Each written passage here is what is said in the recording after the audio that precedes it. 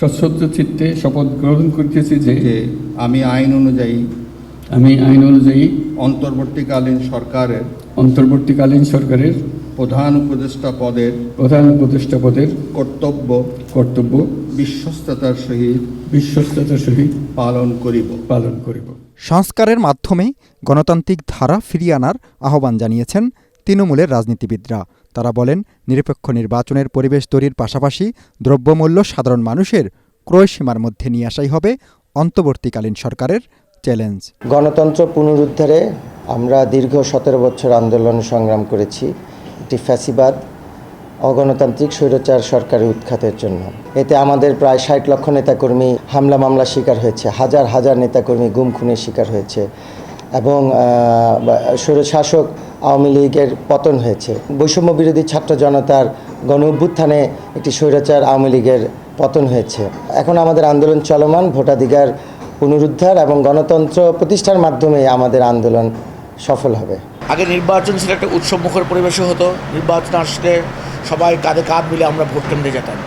আমি চাই যত দ্রুত সম্ভব প্রাতিষ্ঠানিক সংস্কার করে একটি উৎসবমুখর পরিবেশে অবাধ সুষ্ঠু ও নিরপেক্ষ নির্বাচনের ব্যবস্থা এবং ভোট ও ভাতের যে অধিকার, দ্রব্যমূল্যের যে উদ্যোগতি সেটাকে দ্রুত সময়ের মধ্যে নিয়ন্ত্রণ করে, অর্থাৎ সিন্ডিকেট মুক্ত বাজার ব্যবস্থা চালু। এই সরকারের সবচেয়ে বড় challenge to select the right person behind the right post. কারণ আপনি কাকে কোন জায়গায় বসাবেন সেটা যদি আপনি সঠিক সময়ে করতে পারেন তাহলে আপনি সফল হবেন। এখন আপনি যদি 3 মাসে না করতে পারেন, আপনি 3 বছরও পারবেন না।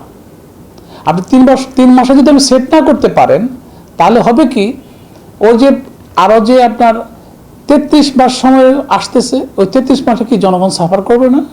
তার মানে কি 3 মাসের ভিতরে অথবা ম্যাক্সিমাম 6 মাসের ভিতরে আপনাকে রাইট পারসন সেট করতে হবে।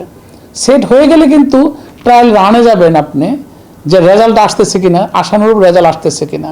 কি আশানুরূপ রেজাল্ট? দেশের প্রত্যেকটা খাত যাতে সৎভাবে চলে, দুর্নীতি মুক্ত থাকে এবং একটা ভোটের অধিকার বাস্তবায়ন হয়, সেই জন্য তো এগিয়ে যাওয়া। আইনি কাঠামোর মধ্যে থেকে দুর্নীতিবাজদের আইনের আওতায় এনে শাস্তি দেওয়ার পাশাপাশি আইনের শাসন প্রতিষ্ঠা করার পক্ষে মত দিয়েছেন তারা। এখন যে পরিস্থিতি হচ্ছে, এই পরিস্থিতির ভিতরে মানুষ খুব খুশি।